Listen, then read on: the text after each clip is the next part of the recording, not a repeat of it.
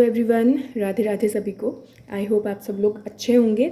अब मोल कंसेप्ट ऐसा चैप्टर है जिसकी वजह से तो खैर अच्छे के पसीने छूट जाते हैं, बट ये चैप्टर इतना डिफ़िकल्ट नहीं है जितना इसको बना दिया गया है। ठीक है, बहुत इजी तरीके से हम क्वेश्चंस जो है वो सॉल्व कर सकते हैं। आज के इस वीडियो में हम क्या डिस्कस करने वाले हैं, मोल चैप्टर मैं पूरा नहीं समझा रही हूँ। मैं इसमें सिर्फ आपको वो मेन टॉपिक्स पढ़ाऊँगी या फिर पूरा डिटेल में नहीं पढ़ाऊँगी। मैं सिर्फ मेन फॉर्मूले की तरफ या मेन कंसेप्ट की तरफ जाऊँगी, जिससे आप जो है 80% क्वेश्चंस को सॉल्व कर सकते हैं।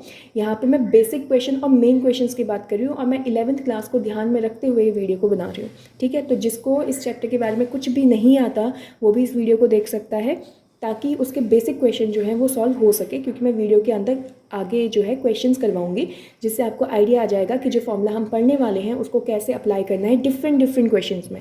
फॉर्मूला एक ही है लेकिन अप्लाई क्या करना है डिफरेंट क्वेश्चंस में। और जितने भी टाइप के आप क्वेश्चन करेंगे सब में आपका वही फॉर्मूला चलेगा और आपके आंसर भी आ जाएंगे। ठीक है, तो स्टार्ट करते हैं विद मोल कंसेप्ट। बहुत ईजी है, डरने वाली बात नहीं है। अगर आपको बैकग्राउंड में कोई नॉइस आ रही होगी तो प्लीज़ उसको इग्नोर कर लेना। ठीक है, हम सीधे वीडियो की तरफ बढ़ते हैं। देखो, सबसे पहले मैं आपको थोड़ा सा आइडिया दे देती हूँ मोल कंसेप्ट का।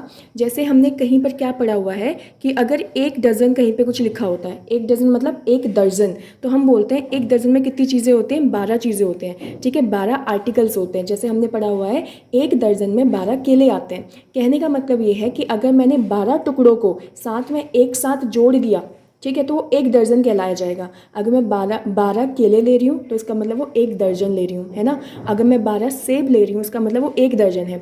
उसी तरीके से मोल कंसेप्ट किसके अंदर आता है, केमिस्ट्री के अंदर आता है। केमिस्ट्री में क्या होते हैं, केमिकल्स। अब मैं केमिकल के अंदर और घुसूँ तो मुझे क्या दिखाई देगा कि भैया जो केमिकल हैं वो एटम से बने हैं, मॉलिक्यूल से बने हुए हैं, है ना, या आयन से मिलकर बने हुए हैं। अब मैं क्या कह रही हूँ आपसे कि अगर हम केमिस्ट्री में ये पढ़ रहे हैं कि जो एटम्स हैं हमारे, जो केमिकल्स हैं सॉरी, वो हमारे किससे बने हैं, एटम से मिलकर बने हुए हैं। तो एटम, मॉलिक्यूल, आयंस, इनको मैं क्या नाम दे रही हूँ, पार्टिकल। तो मैं बोल रही हूँ भैया कि अगर मैं ये बोलूँ, क्योंकि देखो मुझे एटम दिखाई नहीं देता, मुझे मॉलिक्यूल दिखाई नहीं देता, हम क्या देखते हैं, हम देखते हैं कंपाउंड को। हम किसको देखते हैं, कंपाउंड को या फिर एलिमेंट को। वो भी छोटे मोटे नहीं, बहुत ज़्यादा अमाउंट में होगा तब हम उसको देखते हैं। अब भैया मैं उसके अमाउंट को कैसे चेक करूँ, मुझे कैसे पता चलेगा कितना अमाउंट में हमने लिया है। तब वहाँ से कंसेप्ट किसका आया, मोल। ये बोलता है कि एक मोल में, ठीक है, ये क्या बोलता है, एक मोल में कितनी वैल्यू होती है, 6.022 इंटू 10 की पावर 23। कहीं पर 6.022 की जगह 6.023 भी लिखा हो सकता है, 10 की पावर 23, और पीछे क्या लिखा हुआ है, पार्टिकल्स। कहने का मतलब है कि अगर एक दर्जन में 12 चीज़ें होती हैं, ठीक है, 12 चीज़ों का जोड़ा मैंने बनाया तो एक दर्जन हुआ। उसी तरीके से मैं इतने सारे पार्टिकल्स को, चाहे वो एटम है, चाहे वो इलेक्ट्रॉन्स हैं, चाहे वो प्रोटॉन है, चाहे वो आपके मॉलिक्यूल्स हैं, तो इतने सारे पार्टिकल्स को अगर मैं एक साथ जोड़ दूं, एक साथ रख दूं, तो वो मेरा एक मोल कहलाएगा। ठीक है, तो एक मोल मतलब इतने सारे पार्टिकल। ध्यान रखेंगे पावर जो है वो 23 है, पॉजिटिव का 23 है, नेगेटिव में नहीं है। तो ये बहुत ज़्यादा पार्टिकल्स हैं। ठीक है, अब हम फॉर्मूले की तरफ बढ़ते हैं जो हमने पहले से पढ़ा हुआ है। हमने पहला फॉर्मूला क्या पढ़ा है मोल्स में, कि नंबर ऑफ मोल्स, जिसको हम एन से डिनोट करते हैं, ठीक है, छोटे एन से डिनोट करते हैं, किसके बराबर होता है, गिवन वेट अपन मोलर मास। जो वेट क्वेश्चन में गिवन होगा उसको रखेंगे। मोलर मास क्या होता है, नहीं आता है, कोई चिंता नहीं है, ये हम क्वेश्चन में फाइंड कर लेंगे। मैं सिखा दूंगी कैसे फाइंड करना है। ठीक है, बस ये समझो एक फॉर्मूला मेरे पास ये है। हम दूसरे फॉर्मूले की तरफ अगर बढ़ते हैं, ठीक है, तो हमको दूसरा फॉर्मूला क्या दिखता है कि नंबर ऑफ मोल्स किसके बराबर है, number of particles upon Avogadro number. Avogadro scientist के नाम पे ये एक मेरे पास फॉर्मूला है। एक फॉर्मूला नंबर ऑफ मोल्स का ये है, एक फॉर्मूला ये है। नंबर ऑफ पार्टिकल्स का मतलब उसमें नंबर ऑफ एटम हो सकते हैं, नंबर ऑफ मॉलिक्यूल्स हो सकते हैं, नंबर ऑफ आयंस हो सकते हैं, या फिर क्वेश्चन में पूछ लेगा नंबर ऑफ इलेक्ट्रॉन्स निकालो, नंबर ऑफ प्रोटॉन्स निकालो, नंबर ऑफ न्यूट्रॉन्स निकालो, सबको यहीं पर रखना है। और नीचे क्या रखना है, एवोगैड्रो नंबर। एवोगैड्रो नंबर क्या होता है, एक मोल की जो वैल्यू होती है, ठीक है, उसी को हम क्या बोलते हैं, एवोगैड्रो नंबर, जो कि यहाँ पे लिखा हुआ है 6.022 10 की पावर 23। कहीं कहीं पे 6.023 होगा तब भी टेंशन नहीं लेना है, एक ही बात है। ठीक है, अब आगे बढ़ते हैं हम।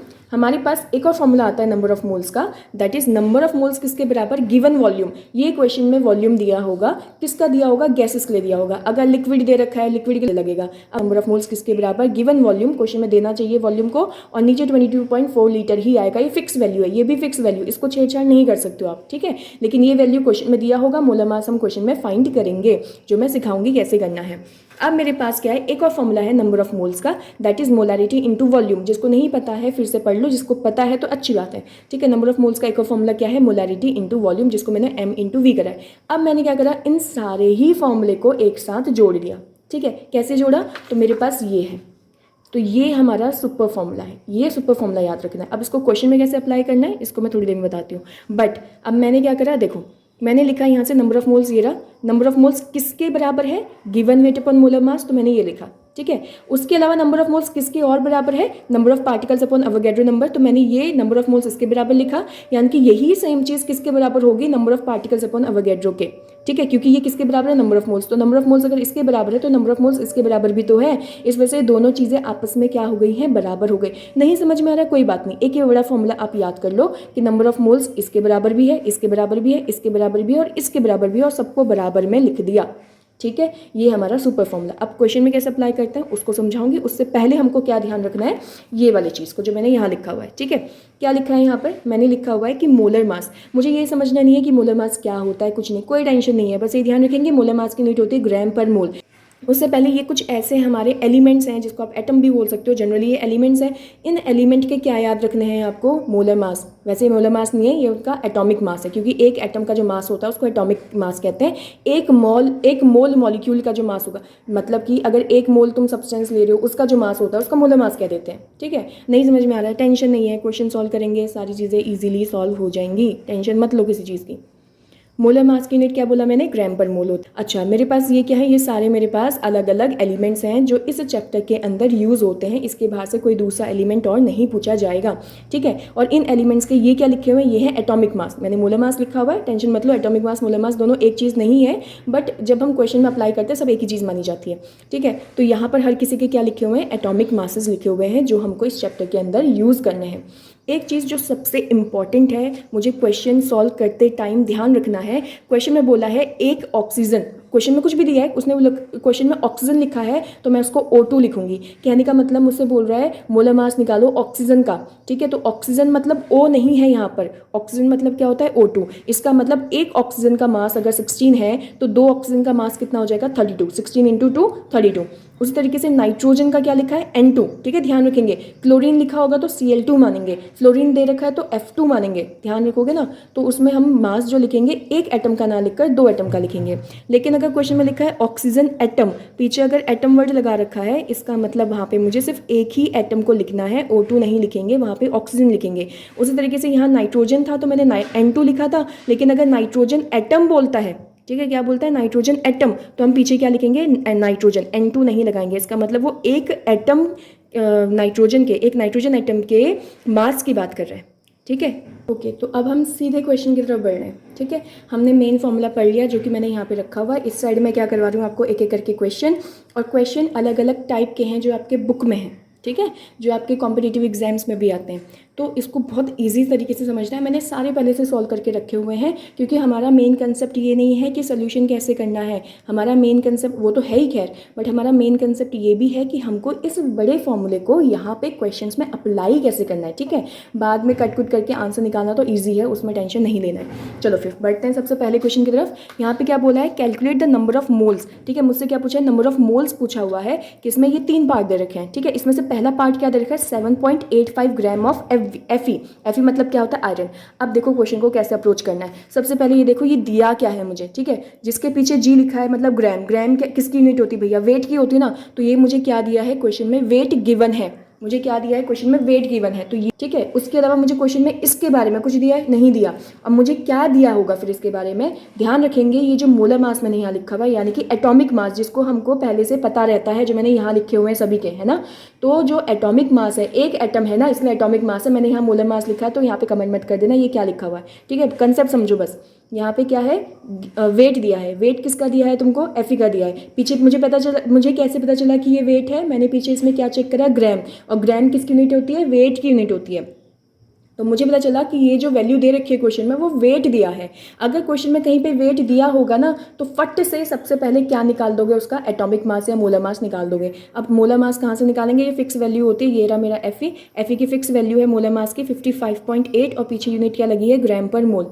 ठीक है। तो फिर अब हम क्या पढ़ रहे हैं, अब हमसे क्वेश्चन में पूछा था कि तुमको नंबर ऑफ मोल्स निकालने हैं, तो मेरे पास क्या क्या गिवन है क्वेश्चन में, मुझे वेट क्वेश्चन में गिवन है और मोलर मास मैंने फाइंड कर लिया था, है ना, मुझे पहले से पता था। तो मेरे पास क्या चीज़ें पता थी, इस पूरे फॉर्मूले से मैं कौन सा फॉर्मूला लगाऊंगी, मैं ये वाला फॉर्मूला लगाऊंगी जिसमें क्या है, number of moles is equals to given weight upon molar mass. तो मैंने ये फॉर्मूला उठा के यहाँ रखा, यहाँ पे मुझे क्या है, नंबर ऑफ मोल्स किसके बराबर हो गया, वेट अपॉन मोलर मास, और वेट कौन सा, जो क्वेश्चन में गिवन है। ठीक है, तो गिवन वेट कितना है, ये रहा। मोलर मास मैंने बताया कैसे निकालना है, कट करा, और यहाँ पे ध्यान देखो यूनिट, ये था ग्राम में, ये था ग्राम पर मोल में। तो जब ग्राम से ग्राम कटेगा तो ये मोल ऊपर भागेगा, तो और मोल की यूनिट क्या होगी, मोल ही तो आएगी ना। ठीक है, ध्यान रखेंगे MOLE यूनिट नहीं होती है मोल की। ठीक है, MOL मोल की यूनिट होती है। तो यहाँ पे मेरा ये आंसर आया। ठीक है, समझ में आ रहा होगा। अब हम बढ़ते हैं सेकंड क्वेश्चन की तरफ। सेकंड क्वेश्चन में क्या बोल रहा है मुझसे बोल रहा है कि 4.68 मिलीग्राम ऑफ सिलिकॉन में कितने नंबर ऑफ मोल्स होते हैं। तो फिर मैंने इसको देखा, भाई इसकी पीछे यूनिट क्या लिखी है, mg, और मिलीग्राम किसकी यूनिट होती है, वेट की यूनिट होती है। तो मैंने यहाँ पे लिखा कि भैया जो वेट की यूनिट है, जो मुझे क्वेश्चन में गिवन है, वेट दिया है 4.68 मिलीग्राम, लेकिन हम जो नंबर ऑफ मोल्स में जो वेट रखते हैं ना, उसकी यूनिट ग्राम में होनी चाहिए। क्यों, क्योंकि इस ग्राम से ये ग्राम कटेगा तभी तो मोल बचेगा, और मोल ही तो ऊपर जाएगा ना। ठीक है, क्योंकि इसकी यूनिट जो कि मेरा मोलर मास है या फिर एटॉमिक मास है, उसकी यूनिट क्या रहेगी, ग्राम पर मोल। तो मोलर मास की यूनिट क्या है, ग्राम पर मोल। तो यहाँ पे ग्राम होना चाहिए, ऊपर वाला ग्राम होना चाहिए, वो दोनों कैंसिल हो जाएंगे तो सिर्फ मोल बचेगा मेरे पास, जो कि मेरे मोल्स की यूनिट होती है। इसलिए क्वेश्चन में हमको क्या दे रखा है, मिलीग्राम, तो मुझे इस मिली को कन्वर्ट करना पड़ेगा, क्योंकि यूनिट मुझे क्या चाहिए, सिर्फ और सिर्फ ग्राम में चाहिए, मिलीग्राम किलोग्राम इसमें आंसर नहीं चाहिए, यूनिट नहीं चाहिए। तो मैंने क्या करा, इस मिली को कन्वर्ट किया। मिली का मतलब क्या होता है, 10⁻⁻3। ठीक है, तो वेट मेरा क्या हो जाएगा, जो क्वेश्चन में गिवन था उसमें मैंने मल्टीप्लाई कर दिया, मिली की जगह क्या रख दिया, 10⁻⁻3, और जो पीछे ग्राम लगा था उसको ग्राम रखा। अब मैंने यहाँ पे एक ही, मेरे पास जब एलिमेंट है तो मोलर मास नहीं लिखते, वहाँ एटॉमिक मास लिखते हैं, मैं कोई टेंशन नहीं, हमको तो कंसेप्ट समझना है। इसका मोलर मास कितना होगा सिलिकॉन का, हम यहाँ पे फाइंड करेंगे। सिलिकॉन का मोलर मास कितना है, 28। ठीक है, तो सिलिकॉन का मोलर मास रखा मैंने, यूनिट क्या रखेंगे, ग्राम पर मोल। अब मेरे पास वेट है, मोलर मास है, तो मेरे पास फॉर्मूला कौन सा लगेगा, फर्स्ट वाला formula, number of moles is equal to weight upon molar mass. तो हमने ये फॉर्मूला लगाया। ठीक है, अब मैंने यहाँ पे लिखा है, चाहे तो मोलर मास लिखो चाहे एटॉमिक मास लिखो, बात एक ही है। अगर एक एटम है तो एटॉमिक मास लिखते हैं, और अगर कंपाउंड दे रखा है, जैसे कि मान लो यहाँ H2SO4 लिखा होता तो उसमें हम मोलर मास लिखते हैं यहाँ पर। ठीक है, HCl लिखा होता तो मोलर मास लिखते हैं। अच्छा, अब वेट कितना है, जो हमने क्वेश्चन में निकाला, हमने सॉल्व करके जो निकाला, मोलर मास हमने रखा, कट करा, आंसर निकाला, ग्राम से ग्राम कैंसिल हो जाएगा। मैंने यहाँ पे लिखा नहीं है, बट पता होना चाहिए कि यहाँ पर ग्राम होगा, यहाँ पर ग्राम पर मोल होगा, ग्राम से ग्राम कैंसिल होगा, मोल ऊपर जाएगा। ठीक है, अच्छा, अब हम जा रहे हैं थर्ड पार्ट की तरफ, जिसमें मुझे क्या दे रखा है, 65.6 माइक्रोग्राम कार्बन। ठीक है, फिर से वही मैंने बोला कि वेट की यूनिट क्या होती है भैया, पहले तो ये चेक करेंगे कि किसकी यूनिट दे रखी है। पीछे ग्राम लिखा हुआ है, माइक्रोग्राम कोई बात नहीं, लेकिन ग्राम है, इसका मतलब ये वेट की यूनिट है। ठीक है, फिर मैंने क्या चेक करना है कि जो वेट की यूनिट होती है वो सिर्फ ग्राम में आनी चाहिए, तो मुझे इस माइक्रो की जगह वैल्यू पुट करनी होगी। माइक्रो की वैल्यू कितनी होती है, 10⁻⁻6। तो मेरा जो वेट क्वेश्चन में गिवन है वो ये बन जाएगा। ठीक है, ये वाली वैल्यू तो ये रही, और माइक्रो की जगह आ गया 10⁻⁻6, ग्राम का ग्राम रहा। मोलर मास किसका चेक करूंगी मैं, कार्बन का चेक करूंगी। ठीक है, तो मोलर मास मैंने यहाँ से कार्बन का चेक करा, कितना लिखा है 12, तो मोलर मास मेरे पास क्या हो गया, 12 ग्राम पर मोल। ठीक है, अब नंबर ऑफ मोल्स, अब क्योंकि देखो मैं कौन सा फॉर्मूला लगाऊं, मुझे कैसे पता चलेगा, जो क्वेश्चन में गिवन है। गिवन मुझे वेट है, गिवन मुझे मोलर मास है, मोलर मास तो खैर मैंने खुद ही फाइंड करा है, बट हमको पहले से पता रहता है ना। तो ये दोनों चीज़ें मुझे दे रखी हैं, तो इसका मतलब मेरे पास अभी भी ये फर्स्ट वाला फॉर्मूला ही लगेगा। तो मैंने यहाँ पे वो फॉर्मूला लगाया, यहाँ वैल्यूज पुट करी और आंसर निकाला। ठीक है, एक क्वेश्चन के सारे पार्ट समझ में आ गए कि अगर यहाँ पे माइक्रो में दिया होगा, मिली में दिया है या सिंपल ग्राम में दिया है, तो हम कैसे सॉल्व करेंगे। अब आगे दूसरे क्वेश्चन की तरफ बढ़ते हैं। ओके, देखो अब सेकंड क्वेश्चन में क्या बोल रहा है, calculate total number of atoms in 18 gram of H2O। ठीक है, क्या निकालना है मुझे, टोटल नंबर ऑफ एटम्स निकालना है।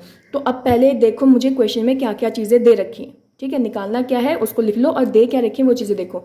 मुझे फिर से दे रखा है 18 ग्राम, और मैंने अभी बताया किसी के पीछे ग्राम लिखा है, इसका मतलब वो मुझे क्या दे रखा है, वेट दिया है।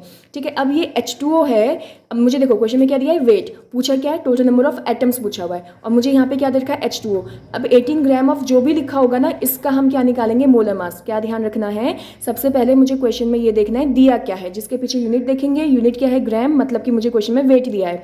ठीक है, उसके बाद जो मॉलिक्यूल लिखा होगा या कंपाउंड लिखा है या एटम लिखा है या एलिमेंट लिखा है, यहाँ पे कुछ भी लिखा होगा, इसका मुझे सबसे पहले मोलर मास फाइंड करना है। ठीक है, अब यहाँ पे मोलर मास कैसे फाइंड करें वो देखते हैं। यहाँ पे पहले मेरे पास क्या है, H2O, कितने हाइड्रोजन है, 2 हाइड्रोजन है। ठीक है, और एक हाइड्रोजन का मास कितना होता है, 1।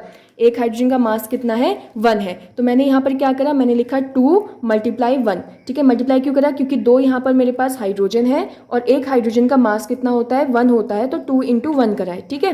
फिर मैंने यहाँ पे साइन क्या लगाया प्लस, ठीक है। पहले क्या होगा मल्टीप्लाई होगा, फिर साइन क्या लगाएंगे प्लस, क्योंकि अब हाइड्रोजन खत्म हो चुके हैं। अब कौन आ रहा है ऑक्सीजन। कितने ऑक्सीजन है, एक ऑक्सीजन है, तो हमने लिखा 1। कितने ऑक्सीजन है, एक ऑक्सीजन है, तो हमने क्या लिखा 1। और एक ऑक्सीजन का जो मास होता है वो कितना होता है 16। एक ऑक्सीजन का मास कितना होता है 16। मुझे कैसे पता चला, मैंने यहाँ पे सारी चीज़ें लिखी हुई हैं पहले से, ठीक है। दोबारा बता रही हूँ, मोलर मास जो है H2O का कैसे निकालेंगे, पहले हम चेक करेंगे कितने यहाँ पर पहला एटम कितना है। पहला एटम कौन है, हाइड्रोजन। कितने एटम दे रखे हैं उसके 2, तो यहाँ पे 2 लिखा। फिर हम मल्टीप्लाई करेंगे, यहाँ पर हाइड्रोजन का मोलर मास कितना होता है या एटॉमिक मास कितना होता है 1, तो 2 × 1। फिर यहाँ पर हाइड्रोजन खत्म हो चुका है तो मैं प्लस का साइन लगाऊंगी। यहाँ पर ऑक्सीजन के पास जा रही हूँ मैं। अब ऑक्सीजन के नंबर कितने क्वेश्चन में, एक ही नंबर दिया तो 1 लगा दिया। ऑक्सीजन का एक ऑक्सीजन का मास कितना होता है मेरे पास 16 होता है, तो मैंने यहाँ पे 16 लिख दिया। अब 2 × 1 कितना हो गया 2, 16 × 1 16, 16 और 2 कितना हो गया 18, तो 18 ग्राम पर मोल मेरे H2O का मोलर मास आ गया, ठीक है। लेकिन अब क्वेश्चन में मुझसे पूछा क्या है, मुझसे पूछा है टोटल नंबर ऑफ एटम्स। तो अब ये वाले मेन फॉर्मूले में आओ, क्या मुझे वेट गिवन है, क्या मैंने मोलर मास निकाल दिया, मुझसे क्या पूछा है नंबर ऑफ एटम्स मतलब नंबर ऑफ पार्टिकल्स। और मैंने तुमको पहले ही बताया था नंबर ऑफ पार्टिकल्स मतलब नंबर ऑफ एटम हो सकते हैं, मॉलिक्यूल हो सकते हैं, आयंस हो सकते हैं, है ना। तो मुझे नंबर ऑफ पार्टिकल्स यानी कि अब मैं इसकी जगह क्या लिखूंगी नंबर ऑफ एटम्स, क्योंकि मुझसे क्वेश्चन में वही पूछा हुआ है। तो मैं क्या करूंगी, इन दो फॉर्मूले को साथ में लगाऊंगी, क्योंकि दोनों इक्वल में है तो मैं दो फॉर्मूले को लगा सकती हूँ, है ना। तो इन दो फॉर्मूले को मैं यहाँ पे लगाऊंगी। तो मेरा फॉर्मूला क्या बना, वेट, कौन सा वेट जो क्वेश्चन में गिवन है, अपॉन मोलर मास बराबर number of atoms upon Avogadro number. अब यहाँ पे मैं चीज़ों को रखूंगी। वेट कितना गिवन है क्वेश्चन में 18, मोलर मास मैंने कितना निकाला यहाँ पर 18, ठीक है। अब यहाँ पे मैं ग्राम लिख सकती हूँ, यहाँ ग्राम पर मोल हो सकता है, ठीक। अच्छा, अब यहाँ पे मेरे पास क्या है नंबर ऑफ एटम्स, क्या है नंबर ऑफ एटम्स, और नीचे क्या है एवोगैड्रो नंबर, ठीक। अब मैंने क्या करना है, ध्यान सुनेंगे कि यहाँ अब क्या करेंगे, इस चीज़ को हम यहाँ लेकर जाएंगे, ठीक है। 18 से 18 डिवाइड हो गया, ये डिवाइड में था वो वहाँ जाके मल्टीप्लाई में हो गया, तो मेरे पास नंबर ऑफ एटम्स कितने आए, ये आए। तो यहाँ पे आंसर खत्म, ऐसा नहीं हुआ है, ऐसा नहीं हुआ है। अब यहाँ से हमको पॉइंट जो दिमाग में रखना है वो वाला कंसेप्ट आता है। मुझसे क्वेश्चन में क्या पूछा है, एटम, और ये मेरे पास एटम है क्या, H2O मेरा एटम है क्या, नहीं, वो क्या है एक मॉलिक्यूल है, एटम थोड़ी है। एटम क्या हुए फिर, इस H2O में मैं पूछ रही हूँ कितने एटम है, तो तुम बोलोगे भैया देखो 2 हाइड्रोजन के एटम है, एक ऑक्सीजन का एटम है, यानी कि टोटल H2O में 3 एटम पाए जा रहे हैं। तो वही तो लिखा कि H2O मॉलिक्यूल है, ठीक है। H2O क्या है, मॉलिक्यूल है, और इस H2O मॉलिक्यूल में 3 एटम है, 2 हाइड्रोजन के, एक ऑक्सीजन के। और मुझसे क्वेश्चन में मॉलिक्यूल नहीं पूछा है, मुझसे क्वेश्चन में एटम पूछा है। तो जो तुमने आंसर निकाला है उसको 3 से मल्टीप्लाई करोगे।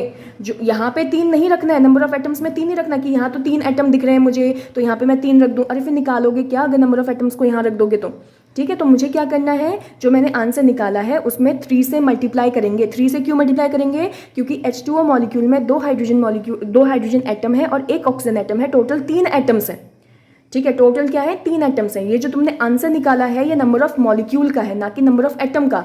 तो यहाँ पे एटम कितने हैं 3, तो इसको हम 3 से मल्टीप्लाई कर देंगे। अब मेरे पास नंबर ऑफ एटम्स आ जाएंगे। और ये जो तुमने निकाला है इसकी यूनिट क्या रहेगी, एटम्स, ठीक है। इसकी यूनिट क्या रहेगी, एटम्स। अगर यहाँ एटम्स निकाला तो इसकी यूनिट एटम रहेगी, यहाँ मॉलिक्यूल निकाले तो इसकी यूनिट मॉलिक्यूल हो जाएगी, यहाँ इलेक्ट्रॉन निकालोगे तो इसकी यूनिट इलेक्ट्रॉन हो जाएगी। क्लियर। अब थर्ड क्वेश्चन की तरफ बढ़ रहे हैं। क्वेश्चन क्या है, calculate number of chlorine negative ions in 111 gram anhydrous CaCl2। Anhydrous मतलब जिसमें पानी नहीं होता, इससे मुझे कुछ कोई मतलब नहीं है, ठीक है, इसको छोड़ो।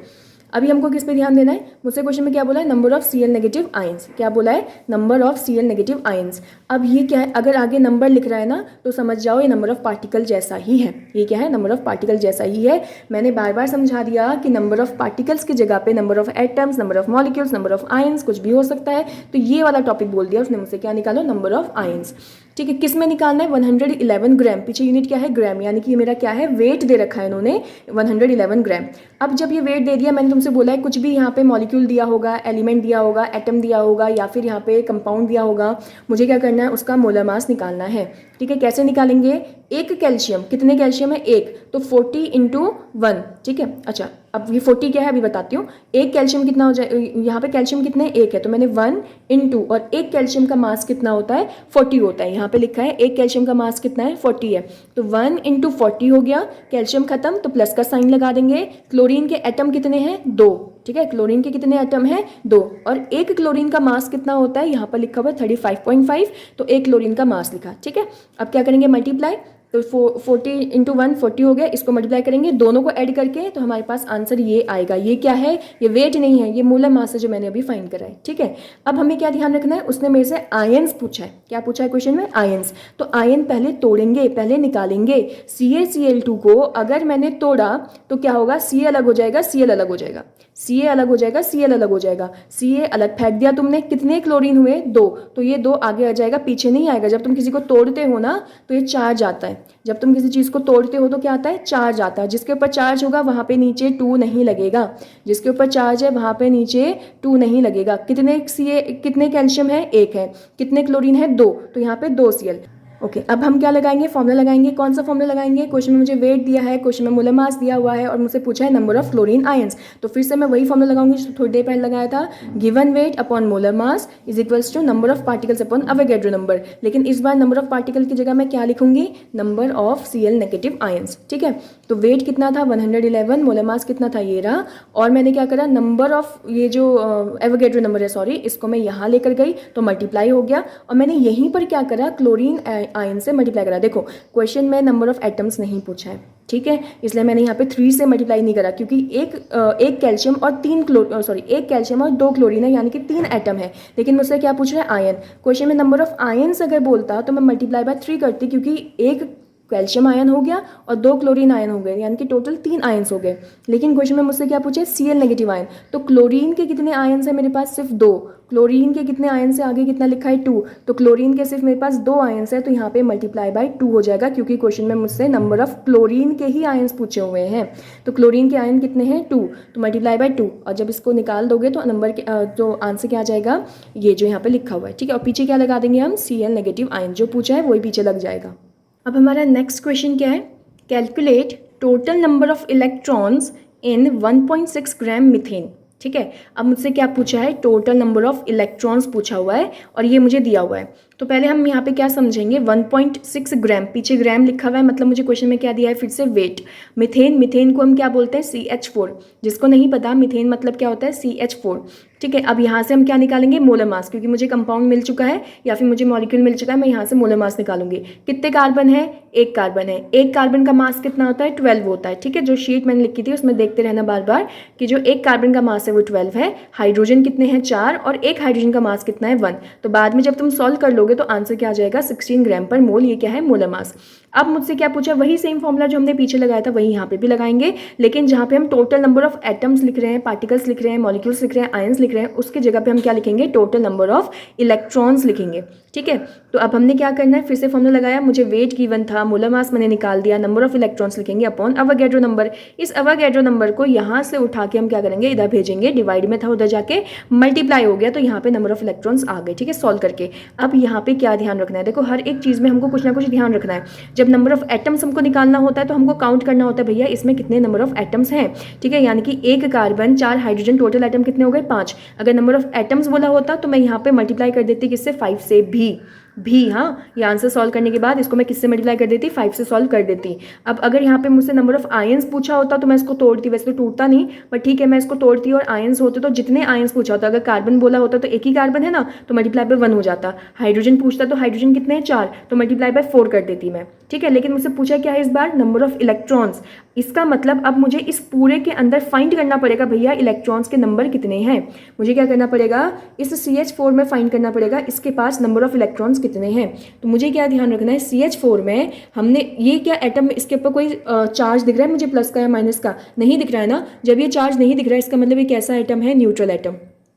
कैसा आइटम है? न्यूट्रल मतलब जिसके ऊपर कोई चार्ज नहीं है, ठीक है। तो अगर इसके ऊपर चार्ज नहीं है तो हमने ये पढ़ा हुआ है कि न्यूट्रल एटम में क्या होता है कि जो एटॉमिक नंबर होता है वही नंबर ऑफ इलेक्ट्रॉन के बराबर होता है और वही नंबर ऑफ प्रोटॉन के बराबर होता है, ठीक है। ई नेगेटिव मतलब इलेक्ट्रॉन, पी के ऊपर पॉजिटिव मतलब प्रोटॉन। मैंने क्या बोला, अगर कोई एटम जो कि न्यूट्रल है उसके ऊपर ना ही प्लस का चार्ज है ना ही क्वेश्चन में उसके ऊपर नेगेटिव का चार्ज लगा रखा है, तो उसका जो एटॉमिक नंबर होगा वही उसके नंबर ऑफ इलेक्ट्रॉन्स के बराबर होगा और वही उसके नंबर ऑफ प्रोटॉन्स के बराबर भी होगा अगर वो न्यूट्रल है तो। अगर न्यूट्रल नहीं है तो दुविधा हो जाएगी, ठीक है, उसमें कुछ और चेंज करना होगा जो अभी हमारे पास क्वेश्चन नहीं है फिलहाल।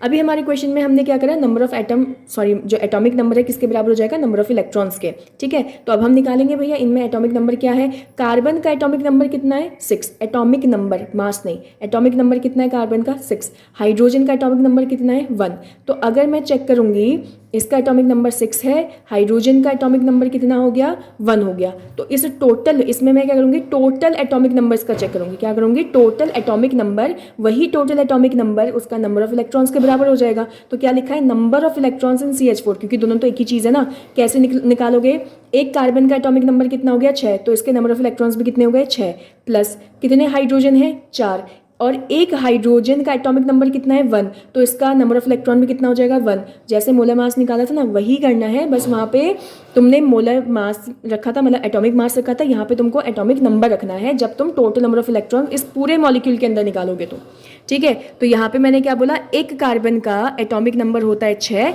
Atomic number he number of electrons के बराबर है, तो नंबर ऑफ इलेक्ट्रॉन्स कार्बन में भी कितने होंगे, 6।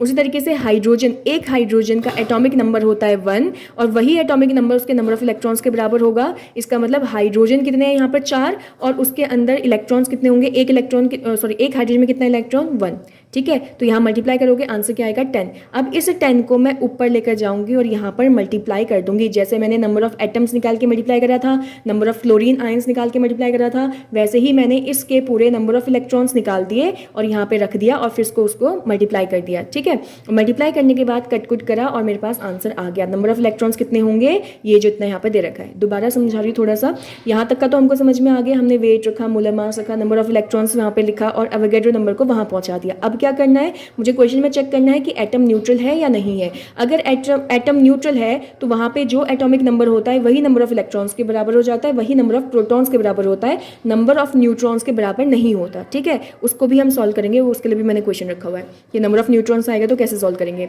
अच्छा, अब यहाँ पे मुझसे पूछ रहा है कार्बन का एटॉमिक नंबर कितना होता है, 6, तो अगर उसका एटॉमिक नंबर 6 है तो नंबर ऑफ इलेक्ट्रॉन्स भी कितने होंगे, 6 होंगे। हाइड्रोजन का एटॉमिक नंबर कितना है, 1, तो उसके पास भी नंबर ऑफ इलेक्ट्रॉन्स कितने होंगे, 1 होंगे। लेकिन यहाँ पर अगर मैं टोटल नंबर ऑफ इलेक्ट्रॉन्स निकालूं CH4 में कितने कार्बन, एक कार्बन, तो एक कार्बन का एटॉमिक नंबर 6, तो नंबर ऑफ इलेक्ट्रॉन्स भी 6, तो 6 लिखा। हाइड्रोजन कितने, 4। अब ये जैसे ही एटम स्विच हो गया, पहले कार्बन था अब हाइड्रोजन था, तो मैंने बीच में प्लस का साइन लगाना है, ठीक है, मल्टीप्लाई का साइन नहीं लगेगा। अब यहाँ पे कितने हाइड्रोजन है, 4 हाइड्रोजन है, लेकिन एक हाइड्रोजन का एटॉमिक नंबर कितना होता है, 1, तो उसके नंबर ऑफ इलेक्ट्रॉन्स भी कितने हो गए, 1, तो वो लिखा। अब इसको मल्टीप्लाई करा, फिर ऐड किया और जो वैल्यू आई उसको हम यहाँ पर मल्टीप्लाई कर देंगे। जो आंसर है ना उस वाली साइड से मल्टीप्लाई करेंगे, यहाँ मत लग देना नंबर ऑफ इलेक्ट्रॉन्स पर, क्योंकि वो तो तुमको निकालना है, ठीक है। बाद में मल्टीप्लाई करा, डिवाइड करना था जो चीज़ वो डिवाइड करी और लास्ट में हमारे पास ये आंसर आ गया, ठीक है। ओके, तो अब हम नेक्स्ट क्वेश्चन की तरफ बढ़ते हैं जिसमें बोला है what will be the number of molecules in 1 ml of water, ठीक है। अब की बार हमको क्या दे रखा है, 1 ml दिया हुआ है। अभी तक का हमने जितने क्वेश्चन करे वहाँ पे ग्राम दिया हुआ था, यानी कि वेट गिवन था। पहली बार मुझे ml दिया है, ml मतलब क्या होता है, वॉल्यूम। मुझे वॉल्यूम दिया हुआ है और मुझसे पूछा क्या है, मुझसे पूछा है नंबर ऑफ मॉलिक्यूल्स, ठीक है, और किसका, वाटर का। तो अब क्या ध्यान रखेंगे, सबसे पहले मुझे वॉल्यूम क्या दे रखा है, 1 ml में दिया हुआ है, ठीक है। अब मैंने पहले ही बोला है जैसे यूनिट क्या होती है, जो वेट थी उसकी यूनिट क्या रख रहे थे, ग्राम रख रहे थे। अगर वहाँ पे हमने एक क्वेश्चन करा था जिसमें mg था तो m की वैल्यू रखी थी कि नहीं रखी थी, उस तरीके से वॉल्यूम में m आ रहा है तो इसकी वैल्यू भी रख रहे हैं जो कि क्या है, 10 की पावर -3। तो वॉल्यूम, कौन सा वॉल्यूम जो मुझे क्वेश्चन में गिवन है, इसकी वैल्यू क्या हो गई, 10 की पावर -3 लीटर, ठीक है। और मुझसे पूछा क्या है, नंबर ऑफ मॉलिक्यूल्स। अब एक चीज़ चेक कर लेते हैं, क्या मुझे इसके मोलर मास की ज़रूरत है या नहीं है। पहले हम क्या चेक करें, मुझे वॉल्यूम गिवन है, मुझसे पूछा है नंबर ऑफ मॉलिक्यूल्स, तो पहले फॉर्मूले की तरफ बढ़ते हैं, ठीक है। फॉर्मूला मुझे यहाँ पे देख रहा है कि क्वेश्चन में नंबर ऑफ पार्टिकल्स की जगह मैं क्या रख दूंगी, मॉलिक्यूल। ये मुझसे क्वेश्चन में पूछा हुआ है और क्वेश्चन में वॉल्यूम गिवन है, ठीक है। जो अभी हमने यहाँ पे निकाला है 10 की पावर -3 लीटर, ये क्वेश्चन में गिवन है। नंबर ऑफ पार्टिकल्स यानी कि नंबर ऑफ मॉलिक्यूल मुझसे पूछा हुआ है, तो क्या मुझे मोलर मास निकालने की ज़रूरत है, क्योंकि मेरे पास ये दो फॉर्मूले से तो हो जाएगा। यहाँ पे ये वैल्यू भी नोन है, ये वैल्यू भी नोन है, ये वैल्यू मैंने क्वेश्चन से देखकर निकाल ली है ना, जो क्वेश्चन में गिवन था उससे मैंने निकाल ली है, और ये मुझसे पूछा हुआ है। तो समझ रहे हो ना कौन सा फॉर्मूला लगाएंगे। इस बार हमको मोलर मास निकालने की जरूरत नहीं है। अब कोई कहेगा मैम अगर हमने निकाल दिया तो, अरे निकाल दिया तो कोई टेंशन नहीं है, उसका यूज थोड़ी हो रहा है, ठीक है। अब बार बार जब हम क्वेश्चन सॉल्व करते जाएंगे ना तो हमको समझ में आएगा हमको कौन सी चीज़ को अप्रोच करना है। तो मेरे पास वॉल्यूम था तो सबसे पहले मैंने वॉल्यूम का फॉर्मूला देखा यहाँ पर कि मेरे पास तो वॉल्यूम का फॉर्मूला ये है, लेकिन मुझसे नंबर ऑफ मोल्स नहीं पूछा, मुझसे क्या पूछा, नंबर ऑफ पार्टिकल्स। तो मैंने ये दोनों वाला फॉर्मूला लगा दिया कि number of particles upon Avogadro बराबर होता है गिवन वॉल्यूम अपॉन 22.4 लीटर, ठीक है। तो ये फॉर्मूला मैंने यहाँ पर लगा दिया, ठीक है। तो नंबर ऑफ मॉलिक्यूल्स ये वाला फॉर्मूला सारा लगाया, अवोगैड्रो इधर क्या हो जाएगा गिवन वॉल्यूम अपॉन 22.4 लीटर। तो गिवन वॉल्यूम की वैल्यू कितनी है 10 की पावर -3। अवोगैड्रो की वैल्यू कितनी होती है 6.02 10 की पावर 23। यहाँ पे डिवाइड में था, यहाँ पे मैंने मल्टीप्लाई में करा। इसको जब तुम सॉल्व कर दोगे तो आंसर आ जाएगा जो कि है मॉलिक्यूल्स में, ठीक है। उसके पीछे क्या लगाना है, मॉलिक्यूल्स में। बार बार यही बता रही हूँ क्वेश्चन में। अब मुझसे क्वेश्चन बोलोगे कि मैम यहाँ पे अभी तक का जब हम जितने भी क्वेश्चन कर रहे थे, एटम था तो हम हमेशा काउंट कर रहे थे, भाई इसके अंदर कितने एटम हैं उससे मल्टीप्लाई कर रहे थे। इलेक्ट्रॉन्स था तो हम इलेक्ट्रॉन्स इसमें निकाल रहे थे एटॉमिक नंबर को यूज़ करके और फिर उसको मल्टीप्लाई कर रहे थे पीछे, है ना। उसी तरीके से अभी हमने क्लोरीन आयन वाला क्वेश्चन किया था, उसमें हम आयंस निकाल रहे थे फिर मल्टीप्लाई कर रहे थे। लेकिन यहाँ पर तो हमने सीधे सीधे डिवाइड कर दिया, कोई ऐसे नंबर से मल्टीप्लाई करा ही नहीं है, क्योंकि यहाँ पे क्वेश्चन में क्या पूछ रहा है, नंबर ऑफ मॉलिक्यूल। क्वेश्चन में क्या पूछ रहा है, नंबर ऑफ मॉलिक्यूल, और यहाँ दिया क्या है, वाटर। वाटर का सिंबल क्या होता है, H2O सिंबल कह रही हूँ, मतलब ठीक है, फॉर्मूला जो है H2O, ठीक है। तो ये जो H2O है क्या ये एक मॉलिक्यूल है या नहीं, एक मॉलिक्यूल है ना, तो ये एक ही तो होगा। इसको यानी कि मैंने मल्टीप्लाई बाय 1 कर दिया है, नहीं भी करोगे तो चलेगा। लेकिन यहाँ पे वाटर के मॉलिक्यूल कितने दिए हैं तुमको, एक, ये पूरा एक ही तो मॉलिक्यूल है, ठीक है। कितना मॉलिक्यूल है, एक ही तो मॉलिक्यूल है। तुमसे मॉलिक्यूल के बारे में तो पूछा है, तुमसे एटम थोड़ी पूछा है। अगर क्वेश्चन में बोलता है नंबर ऑफ एटम्स निकालो, क्या बोलता है, नंबर ऑफ एटम्स, तो वाटर में कितने एटम हो गए, 2 हाइड्रोजन 1 ऑक्सीजन, टोटल 3 एटम हो गए हैं। तो मैं इसको 3 से मल्टीप्लाई करती। अगर बोलता है नंबर ऑफ आयंस निकालो, आयंस, तो मेरे को वाटर को तोड़ना पड़ता। जब पानी टूटता है, जब पानी टूटता है तो किसमें टूटेगा, H पॉजिटिव और OH negative ion, H positive और OH नेगेटिव आयन। तो कितने आयंस मिल रहे हैं मुझे, 2, एक ये रहा एक रहा, तो मैं मल्टीप्लाई बाय 2 करती। अगर क्वेश्चन में इलेक्ट्रॉन पूछा होता मुझसे कि इलेक्ट्रॉन निकालो, नंबर ऑफ इलेक्ट्रॉन्स पानी में, तो मुझे चेक करना पड़ता एक हाइड्रोजन का एटॉमिक नंबर 1, तो कितने यहाँ पे नंबर है हाइड्रोजन के, 2। उसी तरीके से प्लस का साइन, क्योंकि मैंने स्विच कर दिया एटम। ऑक्सीजन कितना है, 1 है, और एक ऑक्सीजन का एटॉमिक नंबर, ठीक है, एटॉमिक नंबर कितना होता है, 8। तो तुमने यहाँ से यहाँ पे क्या हो गया, ये 2 हो गया, ये 8 हो गया, टोटल कितने हो गए, 10 इसका एटॉमिक नंबर है, इसका मतलब 10 ही इलेक्ट्रॉन होंगे। इसको हम 10 से मल्टीप्लाई कर देते। लेकिन मुझसे क्वेश्चन में पूछा मॉलिक्यूल है, ना ही एटम, ना ही इलेक्ट्रॉन, ना ही आयंस पूछा है। तो यहाँ पे अगर मॉलिक्यूल लिखा है तो मेरे को H2O का तो एक ही मॉलिक्यूल दिख रहा है, इसलिए यहाँ पे मल्टीप्लाई बाय 1 करा है। 1 से मल्टीप्लाई करो ना करो, बात एक ही है, ठीक है। अब हम नेक्स्ट क्वेश्चन की तरफ बढ़ते हैं, ठीक है। इसमें क्या दे रखा है, CaCO3 है, इसका वेट क्वेश्चन में गिवन कर रखा है मुझे, जो कि 500 ग्राम है। अब मुझसे इसमें बहुत सारे पार्ट पूछे हुए हैं, एक एक करके पूछ रहे हैं, एक एक करके सॉल्व कर रहे हैं। पहले पार्ट में पूछता है मोल्स ऑफ CaCO3 निकालो, किसके मोल निकालने हैं, इसके मोल निकालने हैं, ठीक है। अब देखो सुनो क्या करेंगे, इसमें मुझे क्या दे रखा है, वेट दिया है। कहीं भी क्वेश्चन में वेट दिया होगा ना तो अपने आप ही मोलर मास निकाल दो। हमने अभी तक 3-4 क्वेश्चन जो करे हैं पहले, जहाँ पे वेट गिवन था वहाँ पे क्या कर रहे थे, जहाँ जहाँ वेट दिया था वहाँ क्या निकाल रहे थे, मोलर मास अपने आप ही निकाल रहे थे, ठीक है। ध्यान रखना, जहाँ वॉल्यूम दिया था वहाँ मोलर मास नहीं निकाला था, जहाँ वेट दिया था वहाँ मोलर मास निकाला था, ठीक है। तो मैंने क्या करा, यहाँ पे वेट था तो मुझे क्या पूछा है, मोल्स पूछा हुआ है, तो मैंने इसका क्या करा, मोलर मास। अब मोलर मास कैसे निकाला, एक कैल्शियम का मोलर मास, एक कैल्शियम का एटॉमिक मास मैंने तुमको 40 बताया था, है ना, वो शीट में देख लेना, अभी मैंने यहाँ से हटा दिया उसको। एक कार्बन का एटॉमिक मास 12, बीच में प्लस का साइन क्यों लगाया, क्योंकि मैंने एक एटम से दूसरे एटम में स्विच किया। अब मैं इस एटम से इस एटम पे स्विच कर रही हूँ, तो पहले चेक करियो कितने एटम्स हैं, 3, तो +3, और एक ऑक्सीजन का मास कितना हो गया, 16। अब तुमने इन सबको प्लस करा, आंसर कितना आ रहा है तुम्हारे पास, 100 ग्राम पर मोल, ये क्या आया, मोलर मास। तो नंबर ऑफ मोल्स का पहला फॉर्मूला, ठीक है, नंबर ऑफ मोल्स का पहला formula given weight upon molar मास, है ना। तो गिवन वेट कितना था, 500, मोलर मास कितना था, 100, जो मैंने यहाँ से निकाला, कैंसिल करा। यहाँ पे क्या था, ग्राम, यहाँ था ग्राम पर मोल, ग्राम से ग्राम कैंसिल, मोल ऊपर पहुंचा, तो आंसर क्या आएगा, नंबर ऑफ मोल का 5 मोल। और ध्यान रखेंगे MOL लगती है यूनिट, मैंने पहले भी बोला है MOL यूनिट नहीं होती है। इसका पहला पार्ट यहाँ पे सॉल्व किया। ओके अब हम इसके सेकंड पार्ट पे बढ़ रहे हैं, that is number of particles हमसे क्वेश्चन में पूछा है और पीछे क्या लिखा हुआ है एटम, यानी कि मुझसे उसने नंबर ऑफ एटम्स पूछा हुआ है। ठीक है, अब रखेंगे क्या, क्वेश्चन में क्या दिया था, वेट दिया है ना 500, तो उसी के हिसाब से रखेंगे। मैंने फिर बोला है वेट दिया है तो मोलर मास लगाएंगे ही लगाएंगे, वेट दिया है तो मोलर मास लगाएंगे ही लगाएंगे। तो वेट ये रहा, मोलर मास मैंने पहले ही फाइंड कर लिया था। नंबर ऑफ मोल से भी डायरेक्ट क्वेश्चन कर सकते हो बट मैं स्टेप बाय स्टेप समझा रही हूँ। ठीक है, जो मैंने फॉर्मूला बताया है उसके हिसाब से। तो वेट क्वेश्चन में गिवन है, मोलर मास मैंने निकाला था, किसके बराबर रखूंगी, नंबर ऑफ एटम्स अपॉन अवोगैड्रो के बराबर रखूंगी, है ना। तो वेट अपॉन मोलर मास किसके बराबर, number of atoms upon Avogadro number. Avogadro को यहाँ भेजा, इतनी चीज़ तो वही है, देखो 500 वेट है, 100 उसका मोलर मास है ये। अब ये 5 कहाँ से आया, मैंने इसमें चेक करना है कितने एटम है टोटल। एक कैल्शियम एटम, देखो यहाँ लिखा हुआ है, एक कैल्शियम है, एक कार्बन है, 3 ऑक्सीजन एटम है, सबको ऐड कर दोगे कितने एटम हो गए, 5 एटम है। तो यहाँ पे मल्टीप्लाई किससे करेंगे, 5।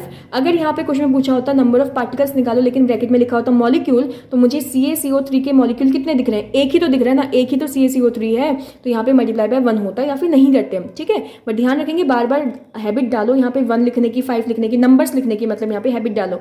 अगर मॉलिक्यूल है तो नंबर 1 लिखेंगे यहाँ पर, एटम है तो मैंने इसमें चेक करे टोटल एटम कितने हैं, टोटल एटम मुझे 5 दिख रहे हैं, 3 ऑक्सीजन, 1 कार्बन और 1 कैल्शियम। तो 5 एटम्स थे, सबको तुमने सॉल्व करा, मल्टीप्लाई बाय 5 करा, तुम्हारा आंसर आ जाएगा। और यूनिट क्या लगाएंगे, जो पूछा है, इसने एटम पूछा है तो एटम लगा रहे हैं, ऊपर वाले में मोल पूछा था तो मोल लगाएंगे, MOLE नहीं होती यूनिट, MOL होती है। अब इसके थर्ड पार्ट की तरफ बढ़ रहे हैं। अब थर्ड पार्ट में क्या पूछ रहा है मुझसे, नंबर ऑफ इलेक्ट्रॉन निकालो पूछता है। ठीक है, तो मुझे क्वेश्चन में क्या दे रखा है, CaCO3 दे रखा है और मुझे CaCO3 का वेट गिवन है, कितना दे रखा है, 500 ग्राम मुझे क्वेश्चन में दिया हुआ है ना। और मैंने साथ में इसका पहले ही क्या निकाल रखा है, मोलर मास भी निकाला हुआ है। वो कितना निकाला है मैंने, 100 ग्राम पर मोल, 2 पार्ट में हमने उसको निकाल रखा था। ठीक है, अब नंबर ऑफ इलेक्ट्रॉन चाहिए तो मुझे एटॉमिक नंबर चाहिए, वही मैंने बोला ना, अगर मुझे नंबर ऑफ इलेक्ट्रॉन चाहिए तो मुझे उसका क्या चाहिए, एटॉमिक नंबर चाहिए। तो एटॉमिक नंबर यहाँ पर से मैंने निकाला, कैल्शियम का एटॉमिक नंबर 20, कार्बन का 6, ऑक्सीजन का एटॉमिक नंबर 8 और एक ऑक्सीजन नहीं है यहाँ पे, कितने हैं, 3, तो मल्टीप्लाई बाय 3 करा है ना। ये पहले भी मैंने तुमको समझा रखा है कैसे करना है, मल्टीप्लाई करेंगे प्लस करेंगे आंसर निकाल देंगे, यानी कि एटॉमिक नंबर कितना आ रहा है, 50 आ रहा है।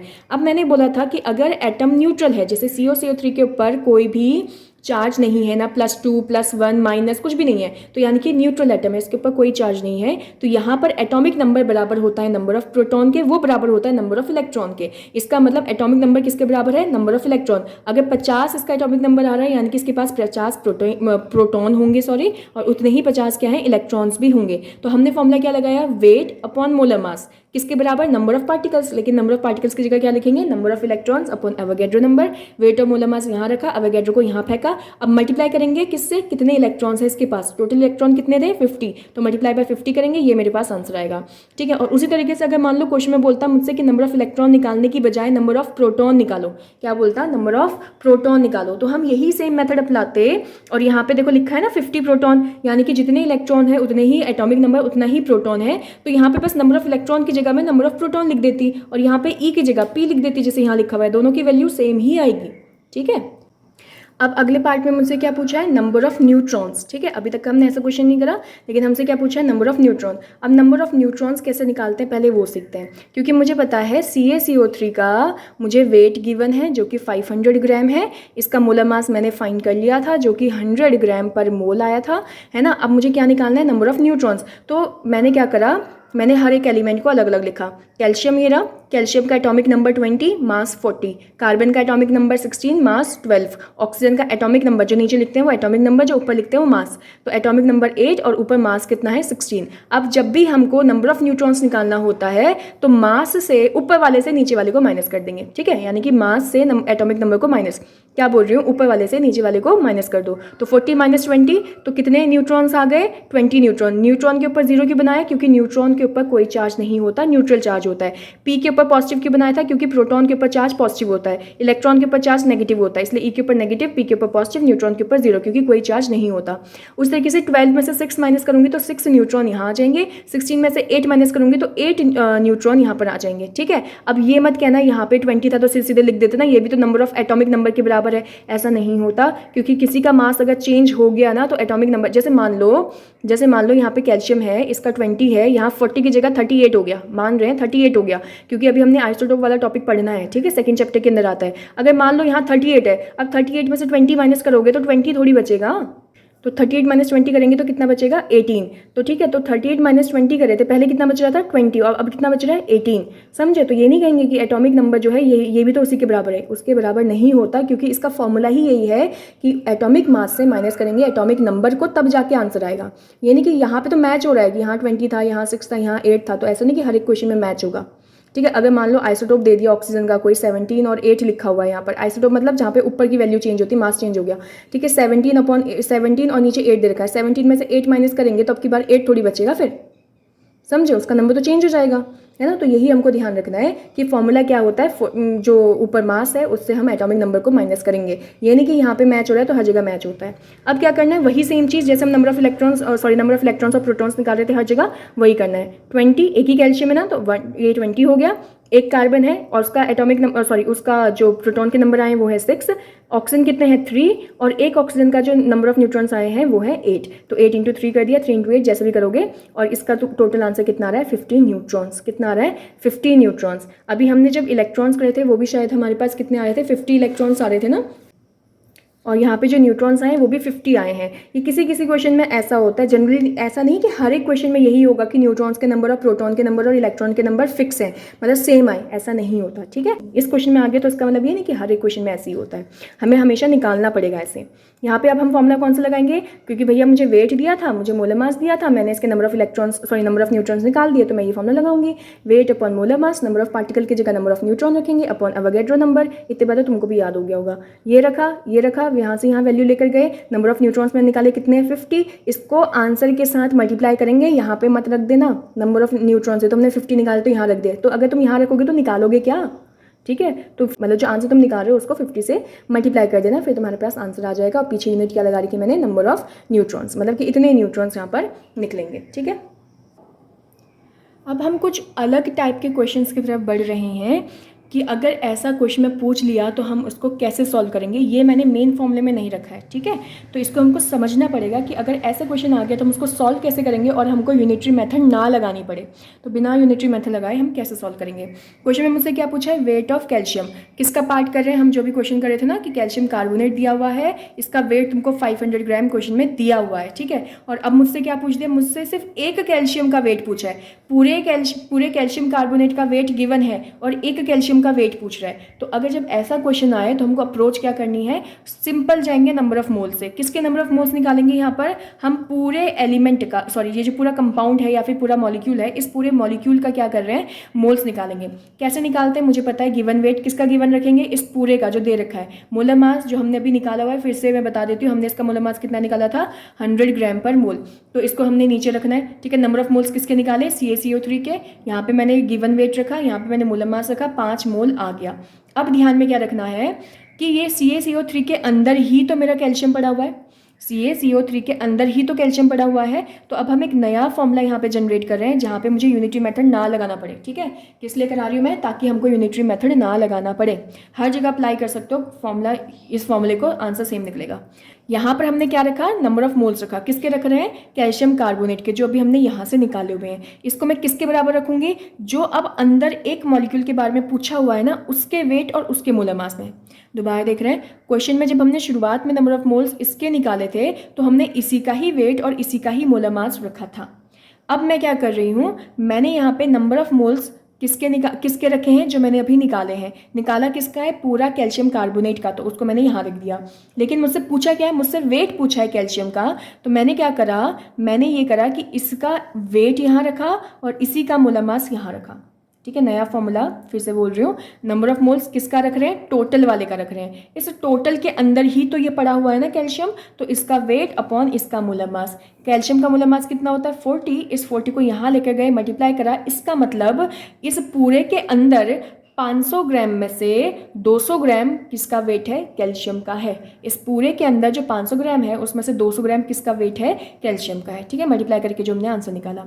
उसी तरीके से मेरे से अगले पार्ट में क्या पूछ रहा है, वेट ऑफ कार्बन निकालो। इसी सेम में क्या पूछ रहा है, वेट ऑफ कार्बन निकालो। दिया क्या है, CaCO3, वही सेम चीज़ लगाएंगे। पहले मैंने नंबर ऑफ मोल्स पूरे निकाल दिए थे, कितने, 5 मोल। अब मैंने यहाँ पे क्या रखना है, वेट ऑफ कार्बन, कैल्शियम की जगह मैं लिखूंगी वेट ऑफ कार्बन, और यहाँ पे मोलर मास ऑफ कैल्शियम की जगह क्या लिखूंगी, मोलर मास ऑफ कार्बन, और मोलर मास कार्बन का कितना होता है 12। तो यहाँ पे देखो मैंने क्या लिखा 500 इंटू 100, इसको 500 डिवाइड बाई 100, अगर ये भी नहीं लिखते तो सीधे सीधे 5 मोल जो हमने यहाँ से निकाला था। तो 5 मोल को किससे मल्टीप्लाई कर रही हूँ, यहाँ किससे मल्टीप्लाई करा था मैंने, मोलर मास से मल्टीप्लाई करा था, ये डिवाइड में था, इसको यहाँ लेके गई तो 40 हो गया, है ना। और कार्बन का मोलर मास कितना होता है या एटॉमिक मास कितना होता है 12, तो इस 5 को 12 से मल्टीप्लाई करा तो 60। अब मैंने क्या बोला, 500 ग्राम में से जो 200 ग्राम है वो कैल्शियम का वेट आया, 60 ग्राम कितना हो गया, वेट ऑफ कार्बन आया। ठीक है, इसी में अगर वो मेरे से पूछता है वेट ऑफ ऑक्सीजन निकालो, क्या निकालो, वेट ऑफ ऑक्सीजन। अब ध्यान रखेंगे उसने मुझे सीधे सीधे O लिखा हुआ है पहले से ही, उसने यहाँ पर O3 नहीं लिखा हुआ है। ठीक है, क्या दे रखा है मुझे, O दे रखा है, साफ साफ लिखा हुआ है, या फिर ऑक्सीजन एटम लिखा, O मतलब क्या, ऑक्सीजन एटम ना। ठीक है, अगर वो मॉलिक्यूल बोलता वेट ऑफ ऑक्सीजन मॉलिक्यूल यानी कि मैं O3 लेती, अगर उसने मेरे से बोला है वेट ऑफ ऑक्सीजन यानी कि सॉरी ऑक्सीजन एटम, ठीक है, तो यानी कि मैं वेट ऑफ सिर्फ O ले रही हूँ। ठीक है, अब एक चीज़ देखो मेरे पास क्या दिया है CaCO3, इसका मुझे क्या पता है 500 ग्राम इसका वेट है, 100 ग्राम पर मोल इसका मोलर मास है, और पहले मैंने इसका 5 मोल क्या लिखा रखा है, टोटल नंबर ऑफ मोल्स। तो नंबर ऑफ मोल्स अब मैं यहाँ पे क्या रखूँगी, वेट ऑफ, जैसे हमने कैल्शियम रखा था अब की बार मैं यहाँ पे ऑक्सीजन रखूँगी, जैसे पिछली बार हमने कार्बन रखा था, कैल्शियम रखा था, अब क्या रख रही हूँ वहाँ पे ऑक्सीजन, और मोलर मास भी किसका हो गया, ऑक्सीजन का। अब ध्यान रखेंगे इसके अंदर कितने ऑक्सीजन के मॉलिक्यूल हैं, ठीक है, 3, सॉरी कितने ऑक्सीजन के एटम है, 3 है। यहाँ पे मेरे पास सिर्फ O लिखा है ना कि O3, अगर O3 होता तो मैं यहाँ पर सिर्फ एक ऑक्सीजन का वेट रखती, मतलब मोलर मास रखती, सॉरी। अगर यहाँ O3 होता तो यहाँ पे कितने ऑक्सीजन का मास होता, 1, जो कि 16 होता। ठीक है, लेकिन यहाँ पर मुझसे क्वेश्चन में O3 के बारे में नहीं पूछा है, किसके बारे में पूछा है, ऑक्सीजन, और ऑक्सीजन के एटम कितने हैं, 3। तो 3 एक का मास कितना होता है 16, तो 3 का मास कितना होगा 48, 16 3 जा 48। अब इस 48 को यहाँ मल्टीप्लाई करोगे तो 240 आ गया। इसका मतलब क्या हुआ कि 200 ग्राम कौन था, कैल्शियम था, 60 ग्राम कौन था, क्या नाम है उसका, कार्बन, और यहाँ पर 240 ग्राम कौन है मेरे पास, ये है ऑक्सीजन। ठीक है, सारे के सारे ऑक्सीजन। इसका मतलब इन सबको ऐड करोगे 4 और 6 10 500 ग्राम आ रहा है कि नहीं आ रहा है। ठीक है, एक ऑक्सीजन का मास यहाँ पर रखते तो 240 तो आंसर आता ही नहीं, तो 500 तो होता ही नहीं। समझ पा रहे हो। अब देखो यहाँ पे मुझसे क्वेश्चन में पूछा हुआ है कि मोल्स निकालो, किसके निकालने, कैल्शियम के। ठीक है, ध्यान रखेंगे अगर कैल्शियम का मोल निकालना है इस बार हम मोल्स ऑफ कैल्शियम लिख देंगे। अभी तक हम क्या लिख रहे थे, टोटल नंबर ऑफ मोल्स लिख रहे थे ना यहाँ पर, अब हम यहाँ पे लिख देंगे मोल्स ऑफ कैल्शियम, जिसका पूछा है उसको निकाल रहे हैं। क्या मैंने वेट ऑफ कैल्शियम निकाला है अभी, 200 ग्राम निकाला है ना, मास मुझे पता है ना कितना होता है 40। ठीक है, तो यहाँ पे रखा, कितना आंसर आ रहा है 5 मोल, कितना आ रहा है 5 मोल। उस तरीके से मोल्स क्या पूछा है मेरे से, कार्बन का, तो किसका रखेंगे, मोल ऑफ कार्बन लिखेंगे। वेट मैंने क्या कार्बन का निकाला अभी, देखो मैंने तुमको क्वेश्चन में ये चीज़ सिखा दी है कि अगर तुमको एक कंपाउंड दे रखा है पूरा, या एक मॉलिक्यूल दे रखा है, इसका टोटल वेट दे रखा है, तो तुम क्या कर सकते हो, हर एक का वेट निकाल सकते हो। ठीक है, हर एक का वेट निकाल सकते हो। क्वेश्चन में मान लो मुझसे ये बोला होता कैल्शियम कार्बोनेट दे रखा है जिसका 500 ग्राम वेट दिया है, और मोल्स निकालो कार्बन के कितने होंगे, इसमें क्या पूछा है, मोल्स निकालो कार्बन के कितने होंगे। अब कार्बन के मोल निकालने के लिए तुम्हें पहले कार्बन का वेट तो पता होना चाहिए ना, कार्बन का वेट पता होना चाहिए। अब कार्बन का वेट कहाँ से पता चलेगा, जो अभी हमने यहाँ पे ये वाला पार्ट करा है ना नीचे, तो वहाँ से मुझे कार्बन का वेट पता चलेगा जो नीचे करा हुआ है मैंने। ठीक है, वहाँ से पहले मैं कार्बन का वेट निकालूंगी, और कैसे निकालूंगी अभी मैंने बताया था ना, टोटल नंबर ऑफ मोल्स किसके रखेंगे, इस पूरे कंपाउंड के टोटल नंबर ऑफ मोल्स रखेंगे। फिर उसके बाद क्या करेंगे, वेट कार्बन का रहेगा अपॉन क्या रहेगा, मोलर मास कार्बन का रहेगा, कार्बन के मोलर मास से इसको मल्टीप्लाई करेंगे तो वेट मेरा कार्बन का निकलेगा। ठीक है, एक ही कार्बन का क्वेश्चन में तो मल्टीप्लाई बाय 1 है, 2 कार्बन होते तो मल्टीप्लाई बाय 2 होते। उसी तरीके से मेरे से क्वेश्चन में क्या पूछा है, वेट नहीं पूछा, मोल्स पूछा है, लेकिन मुझे वेट तो निकालना पड़ेगा ना। तो पहले हम इस बड़े वाले कंपाउंड से जिसका वेट मुझे गिवन है, उस चाहे इसका वॉल्यूम भी दिया होता, देखो अगर क्वेश्चन में इसका वॉल्यूम दिया होता और मुझसे मोल पूछा होता, कोई टेंशन नहीं है, मैं यहाँ पे फॉर्मूला क्या लगाती, weight upon molar mass is equals to volume, जो गिवन वॉल्यूम है, अपॉन 22.4। तो यहाँ से सबसे पहले मैं वेट निकालती किसका, CaCO3 का वेट निकाल देती, टोटल का वेट निकाल देती, क्योंकि ये जो गिवन वॉल्यूम है इसका मुझे वॉल्यूम दिया हो तो मैं यहाँ रखती, 22.4 होता है, मोलर मास मैंने इस पूरे का निकाल दिया है। ठीक है, यहाँ पे रख दिया, तो यहाँ से मेरा टोटल वेट आता, फिर उस टोटल वेट से मैं हर एक का वेट निकाल देती। अगर मुझसे कार्बन का पूछा हुआ है खाली मोल, तो मैं सिर्फ कार्बन का ही वेट निकालती, जो मैंने तुमको बताया कैसे निकालना है ना। फिर कार्बन का वेट निकाल के अब कार्बन के मोल्स निकालना है, तो जब मोल्स ऑफ कार्बन निकालने हैं तो वेट भी कार्बन का रहेगा, मोलर मास भी कार्बन का ही रहेगा। वेट कितना निकाला था हमने, कार्बन का 60 निकाला था। ठीक है, मोलर मास कितना होता है उसका 12 होता है, कट करा तो 5 मोल आया। उस तरीके से मेरे से अगला क्वेश्चन क्या पूछ रहा है, मोल किसका निकालो, ऑक्सीजन का। फिर से ऑक्सीजन एटम है ये, जब मैं एक ओ लिख रही हूँ मतलब वो ऑक्सीजन एटम है, ठीक है। तो अब मैं क्या रखूंगी यहाँ पर, वेट ऑफ ऑक्सीजन रखूंगी जो मैंने निकाला, टोटल वेट। हाँ, टोटल वेट कितना ऑक्सीजन का भी हमने निकाला था, 240 ग्राम कुछ निकाला था ना, यहाँ पे जो लिखा हुआ है वेट कितना है पूरे ऑक्सीजन का, 240 ग्राम। अब यहाँ पे मोलर मास किसका रखेंगे, जिसका पूछा हुआ है। मोलर मास किसका रखेंगे, जिसका क्वेश्चन में पूछा हुआ है। या मुझे क्वेश्चन में एक एटम की बात कर रहा है वो, क्या मुझे क्वेश्चन में सिर्फ एक एटम की बात कर रहा है, तो मैं मास भी किसका रखूंगी, सिर्फ एक एटम का। फिर ये मत कहना यार अभी तो यहाँ पर एक एटम का नहीं लिखा था, यहाँ तो हमने सारे के सारे एटम जोड़े थे, क्योंकि वहाँ वेट पूछ रहा था ऑक्सीजन का। और अगर यहाँ CO3 में ऑक्सीजन का एटम का तुम वेट चेक करोगे, सिर्फ एक ऑक्सीजन की वजह से थोड़ी वेट आ रहा है, तीनों की वजह से वेट आ रहा है ना उसका, तो 3 से मतलब 3 से यहाँ पे मल्टीप्लाई करना जरूरी था, यानी कि 16 × 3 कर रहे थे हम यहाँ पर। लेकिन इधर जब हम बात रख रहे हैं, उसने मुझसे एक एटम का, एक ऑक्सीजन एटम का मोल पूछा हुआ है, एक ऑक्सीजन एटम पूछा है तो एक ही का ही मोलर मास रखेंगे। उसको सॉल्व करेंगे, आंसर मेरे पास आ जाएगा। ओके, तो अब हम अपना लास्ट क्वेश्चन करते हैं आज का, ठीक है। जैसे ऐसे टाइप के क्वेश्चन आपको कहाँ मिलते हैं, स्कूल में भी मिल सकते हैं, ठीक है। और जनरली ये टाइप आपको मिलता है जब आप कॉम्पिटिटिव एग्जाम्स की प्रिपरेशन करते हैं, तो यानी कि आप नीट या JEE IIT की प्रिपरेशन करते हैं ना, तो वहाँ पे मिलता है। तो हमको ये समझना है कि हमको क्वेश्चन में अप्लाई कैसे करना है अपनी बुद्धि को और फॉर्मूले को। क्वेश्चन में क्या बोला है, which of the following has the smallest number of molecule. क्या पूछा है, इनमें से सबसे कम नंबर मॉलिक्यूल के किसके पास है। मुझे पहला ऑप्शन क्या दे रखा है, 22.4 10³ मिलीलीटर ऑफ CO2 गैस, अगले में कुछ ग्राम ऑफ CO2 गैस, अगले में फिर से लीटर ऑफ CO2 गैस, और अगले में क्या दे रखा है, मोल ऑफ CO2 गैस। तो एक एक करके सब कुछ सॉल्व करेंगे। क्या करेंगे, पहले वाले में क्या, कौन सा फॉर्मूला लगाना है ये भी ध्यान रखना। पहले वाले में मुझसे क्या पूछा है, नंबर ऑफ मॉलिक्यूल, स्मॉलेस्ट छोड़ दो, क्या बोला है, नंबर ऑफ मॉलिक्यूल। तो मैंने लगाया number of molecule upon Avogadro number किसके बराबर रखूंगी, क्वेश्चन में जो दिया है, क्वेश्चन में किसकी यूनिट है, ये वॉल्यूम की यूनिट है ना। तो मैंने लिखा यहाँ पे कौन सा फॉर्मूला लगाया, मैंने तो यहाँ से सोल्यूशन कर दिया। फॉर्मूला लगाएंगे गिवन वॉल्यूम अपॉन 22.4 लीटर, ठीक है। अब देखो यहाँ पर हमने क्या लिखना है, गिवन वॉल्यूम। गिवन वॉल्यूम कितना है, 22.4 × 10⁻3, और मैंने बताया था अगर कहीं पे m है तो m का मतलब क्या होगा, 10⁻³ तो मैंने यहाँ लिखा है 22.4 10⁻3 × 10⁻³ और लीटर का लीटर हो गया 22.4, ये तो हमारे फॉर्मूले में है। अब क्या करेंगे, इस अवोगाड्रो नंबर को यहाँ भेजेंगे। उससे पहले इससे ये कैंसिल हो गया, 10⁻+3 और 10⁻³ आपस में कैंसिल कर चुके हैं। तो मेरा आंसर क्या बचेगा, सिर्फ और सिर्फ अवोगाड्रो नंबर, ये वैल्यू इधर मल्टीप्लाई हो जाएगी 1 से, तो सिर्फ और सिर्फ क्या बचेगा 6.022 10⁻23 मॉलिक्यूल्स। ये अवोगाड्रो नंबर के बराबर मेरे पास इस पे नंबर ऑफ मॉलिक्यूल्स आएंगे। अब हम सेकंड वाले पे निकालेंगे नंबर ऑफ मॉलिक्यूल्स। सेकंड वाले में दिया क्या है मुझे, ग्राम। ग्राम किसकी यूनिट होती है, मास की, है ना। तो गिवन वेट जो होता है, तो इसका मैं मोलर मास निकाल दूंगी। तो मैंने फॉर्मूला क्या लगाया, पहले ये देखो, मेरे को क्या निकालना है, नंबर ऑफ मॉलिक्यूल्स। स्मॉलेस्ट भूल जाओ, निकालना क्या है, नंबर ऑफ मॉलिक्यूल। तो नंबर ऑफ मॉलिक्यूल लिखा अपॉन अवोगाड्रो नंबर, ये फॉर्मूला किसके बराबर रख रही हूँ, जो मुझे क्वेश्चन में गिवन है। क्वेश्चन में क्या गिवन है, वेट, उसका यूनिट क्या है, ग्राम, है ना। तो मुझे पता चला क्वेश्चन में वेट गिवन है, तो वेट जो गिवन है अपॉन मोलर मास। अब मैंने क्या करा, यहाँ पर मैंने मोलर मास निकाला। कैसे निकाला, कार्बन डाइऑक्साइड का मोलर मास कैसे पता है, एक कार्बन का मास कितना होता है 12, ठीक है, प्लस कितने ऑक्सीजन है 2, और एक ऑक्सीजन का मास कितना है 16। यहाँ पे रखा, आंसर कितना आ रहा है 44 ग्राम पर मोल। तो मैंने लिखा number of molecules upon Avogadro number. यहाँ पर 22 ग्राम ये क्वेश्चन में गिवन था, ये मैंने निकाला, इसको कट करा तो 1/2 आ रहा है, ग्राम से ग्राम, ये मोल बचेगा। इसको छोड़ दो, ये मत कहना यहाँ पे मोल है या मॉलिक्यूल है, अरे यूनिट सेम करते हैं फिर कैंसिल कर देते हैं हम वैसे।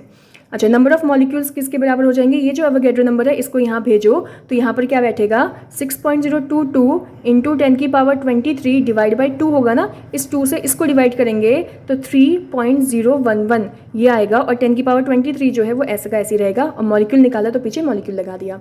अब अगले वाले पार्ट पे गए। अगले वाले पार्ट में हमसे पूछा क्या है, नंबर ऑफ एटम्स पूछा, सॉरी नंबर ऑफ मॉलिक्यूल्स पूछा है, तो नंबर ऑफ मॉलिक्यूल यहाँ रखा अपॉन अवोगाड्रो नंबर। इसको किसके बराबर लगाएंगे, जो मुझे क्वेश्चन में गिवन है। क्वेश्चन में क्या दिया है, लीटर, मतलब गिवन वॉल्यूम। तो गिवन वॉल्यूम अपॉन जो 22.4 लीटर होता है, वॉल्यूम कितना गिवन है 11.2 लीटर, लीटर में ही था, ये भी लीटर में था, लीटर से लीटर कैंसिल, इसको डिवाइड करोगे तो 1/2, और नंबर ऑफ मॉलिक्यूल्स अगर निकालोगे अवोगाड्रो नंबर को वहाँ भेजोगे, फिर से वही सेम आएगा जो मेरे सेकंड वाले के पास आया था, 3.011 10⁻23 मॉलिक्यूल्स, ठीक है। लास्ट वाले में क्या क्वेश्चन में गिवन है 0.1 मोल ऑफ CO2 गैस, ठीक है, क्या दिया है, मोल दिया हुआ है। तो मैंने क्या लगाया, निकालना क्या है, नंबर ऑफ मॉलिक्यूल्स। तो नंबर ऑफ मॉलिक्यूल्स का फॉर्मूला लगाएंगे, number of molecules upon Avogadro number, किसके बराबर, नंबर ऑफ मोल्स के बराबर। कैसे पता चला नंबर ऑफ मोल्स, क्योंकि क्वेश्चन में नंबर ऑफ मोल्स दिया हुआ था, ठीक है। तो हमने यहाँ पे क्या लिखा, नंबर ऑफ मोल्स। अब क्या करना है, इस एवोगैड्रो को यहाँ भेजूंगी मैं। नंबर ऑफ मोल की वैल्यू क्वेश्चन में क्या दे रखी है 0.1, एवोगैड्रो की वैल्यू क्या हो गई 6.022 इंटू 10⁻23। मल्टीप्लाई करेंगे तो इस पॉइंट से मैंने इसको मल्टीप्लाई कर दिया तो पॉइंट आगे शिफ्ट हो गया, ठीक है, इतने मॉलिक्यूल हुए। अब मुझसे क्वेश्चन में क्या पूछा है, सबसे छोटे मॉलिक्यूल किसके पास है, सबसे छोटे नंबर ऑफ मॉलिक्यूल किसके पास है। तो उसके लिए मैंने पहला आंसर ये निकाला था, सेकंड आंसर ये है, थर्ड आंसर ये है और फोर्थ आंसर ये रहा, है ना। अब सबसे पहले इनकी यूनिट सेम होनी चाहिए, यूनिट मतलब इनकी जो पावर वाला टर्म है ना वो सेम होना चाहिए। 10⁻23 ये है, 10⁻23 इधर है, 10⁻23 इधर है, 10⁻23 इधर है। क्योंकि कुछ बच्चे के माइंड में ये आ सकता है कि अगर मैं इस 1 को डिवाइड बाई 10 कर दूँ और ये पावर इससे कम कर दूँ 22 कर दूँ तो, है ना। तो इसलिए मैंने क्या करा, सबकी पावर क्या करी है, सेम करी है और आगे का नंबर चेक करना है। यहाँ पर क्या है 6.022, यहाँ है 3.011, यहाँ पे 3.011 और यहाँ पर क्या है 0.6022। तो सबसे छोटी वैल्यू कौन सी हो गई मेरी, डी वाले के लिए, यानी कि नंबर ऑफ मोल्स के लिए सबसे छोटी वैल्यू। तो आंसर क्या होगा, डी वाला ऑप्शन, यानी कि सबसे छोटे नंबर ऑफ मॉलिक्यूल किसके पास है इन सब में से, डी वाले ऑप्शन के पास। अगर पूछता कि इन चारों ऑप्शन में से कहाँ पर नंबर ऑफ मॉलिक्यूल्स बराबर है, किन दो लोगों के बराबर हैं, तो हम आंसर बोलते हैं बी और सी के, है ना। और अगर क्वेश्चन पूछता कि इन सब में से स्मॉलेस्ट की जगह क्या पूछता, लार्जेस्ट, कि लार्जेस्ट नंबर ऑफ मॉलिक्यूल किसके पास है, तो हम बोलते हैं ए वाले के पास, ठीक है। तो यहाँ पे हमारा ये पूरा पार्ट खत्म हो चुका है, ठीक है। तो अगर आपको इसमें फिर से कोई डाउट होता है तो दोबारा से वीडियो को देखना, फिर दोबारा से मेहनत करना, दोबारा से प्रैक्टिस करना, क्वेश्चंस की हर एक चीज़ समझना, ठीक है। और अपने जो आपको स्कूल में क्वेश्चंस दे होंगे या फिर आप जो भी क्वेश्चन प्रैक्टिस करते हो शीट्स की, किसी भी शीट्स की या किसी भी बुक से, तो उन क्वेश्चंस को इस फॉर्मूले से अप्लाई करके देखना क्या हो रहा है या नहीं हो रहा। गारंटी करती हूँ मैं कि उससे क्वेश्चन हो जाएगा। यहाँ पर आपको कोई यूनिटरी मेथड लगाने की ज़रूरत नहीं पड़ेगी। उसके बाद अगर कोई ऐसा चैप्टर है केमिस्ट्री में जो आपको बहुत ज़्यादा डाउट दे रहा है या बहुत ज़्यादा डिफिकल्ट लग रहा है तो मुझे कमेंट में बता देना, मैं उसके लिए भी एक ईजी सॉल्यूशन लाने की कोशिश करूँगी, ठीक है।